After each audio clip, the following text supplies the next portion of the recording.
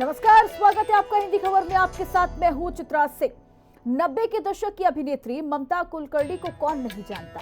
आज भी कई लोगों की जुबान पर ममता का नाम और उनकी फिल्मों के गाने रहते होंगे, लेकिन अब वो अभिनेत्री नहीं रही। अब वो बन गई हैं यमाई ममता नंदगिरी। बिल्कुल सही सुन रहे हैं आप। अब नए नाम, नई पहचान के साथ ममता कुलकर्णी जानी जाएंगी, लेकिन इस नई पहचान को लेकर अब विरोध भी शुरू हो गया है। उसके पीछे की वजह इस रिपोर्ट से समझिए। नया नाम, नई पहचान, भगवा वस्त्र, गले में रुद्राक्ष। ममता की इच्छा, सन्यास में दीक्षा। ममता कुलकर्णी का सन्यासी अवतार। ममता बनी महामंडलेश्वर। बॉलीवुड एक्ट्रेस बन गई अब साध्वी। फिल्मी दुनिया छोड़ बनी संत। ममता कुलकर्णी, ये वो नाम है जो आपने 90 के दशक में हर किसी की जुबान से सुना जरूर होगा, क्योंकि अपनी अदाओं से जलवा बिखेरने वाली अदाकारा और मशहूर अभिनेत्री ममता कुलकर्णी अब कोई अभिनेत्री नहीं है। वो अब बन गई है यमाई ममता नंदगिरी। जी हाँ, सही सुन रहे हैं आप। ममता कुलकर्णी अब किन्नर अखाड़े की महामंडलेश्वर के तौर पर जानी जाएंगी, क्योंकि कल उन्होंने खुद अपना पिंडदान कर दिया है। अभिनेत्री अब महामंडलेश्वर, ग्लैमर से दूर अखाड़े के द्वार, बॉलीवुड से महामंडलेश्वर तक। ममता कुलकर्णी बनी अब नंदगिरी। प्रयागराज में संगम तट पर किया पिंडदान। पूरे रीति रिवाज के साथ कर्मकांड, मंत्रोच्चारण के साथ सिंदूर, हल्दी, तिलक। किन्नर अखाड़े में पट्टाभिषेक। किन्नर अखाड़े ने दी महामंडलेश्वर की पदवी। ममता कुलकर्णी के संन्यास लेते ही चारों तरफ एक अलग सा ही शोर सुनाई दे रहा है।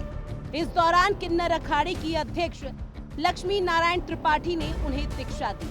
उनका नया नाम श्री यमाई ममता नंदगिरी रखा गया, लेकिन अब महामंडलेश्वर की पदवी को लेकर संत दो गुटों में बढ़ चुके हैं। एक तरफ संतों का कहना कि ऐसे किसी को उठाकर संत नहीं बना देते, उसका चरित्र देखा जाता है, किन्नर अखाड़े को मान्यता देकर महापाप हुआ।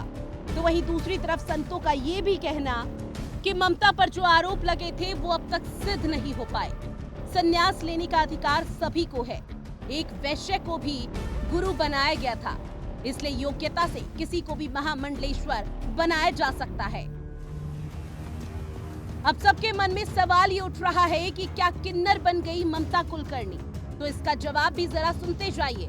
दरअसल किन्नर अखाड़े में शामिल होने के लिए किन्नर होना जरूरी नहीं होता। वो व्यक्ति जो सनातन किन्नरों में आस्था रखता है वो इस अखाड़े से जुड़ सकता है। अन्य 13 अखाड़ों जैसे कठिन साधना, तपस्या भी इस अखाड़े में नहीं है। लेकिन यहाँ आपको किन्नर अखाड़े की अध्यक्ष लक्ष्मी नारायण त्रिपाठी का भी इस पूरे मामले पर रिएक्शन सुनना चाहिए। जय श्री महाकाल, ओम नमो नारायण। किन्नर अखाड़ा ममता कुलकर्णी को महामंडलेश्वर बनाने जा रहा है। उनका नाम श्री यमाई ममता नंदगिरी रखा गया है। जैसे मैं बात कर रही हूँ, उनका पिंडदान का कार्यक्रम हो रहा है और उनके सारे क्रियाक्रम जो महामंडलेश्वर होने के पहले होते हैं वो सारा चीज किया जा रहा है। और वो मुझसे 1.5 साल से मुझसे टच में रही, किन्नर अखाड़े के टच में रही, और वो पहले भी मुझसे मिलने से पहले जूना अखाड़े के महामंडलेश्वर के साथ वो दीक्षित थी। और उनके गुरु ब्रह्मलीन होने के बाद उनको कहीं दिशा नहीं मिल रही थी, तो हमने वो कल ये इच्छा जाहिर करी उन्होंने 2-3 महीने पहले कि मैं सनातन से पूर्ण रूप से जुड़ना चाहती हूँ। ममता कुलकर्णी ने कई बड़े स्टार्स के साथ स्क्रीन शेयर की, लेकिन क्या आपको मालूम है कि वो अक्सर विवादों में घिरी रही? ममता और विवादों का नाता। 1993 में स्टार डस्ट मैगजीन के लिए topless photoshoot. Director Rajkumar Santoshi ने फिल्म चाइना गेट में बतौर लीड एक्ट्रेस लिया था। शुरुआती अनबन के बाद संतोषी ममता को फिल्म से बाहर निकालना चाहते थे। अंडरवर्ल्ड से प्रेशर बढ़ने के बाद उन्हें फिल्म में रखा गया। फिल्म फ्लॉप हुई। बाद में ममता ने संतोषी पर सेक्सुअल हैरेसमेंट का आरोप लगा दिया।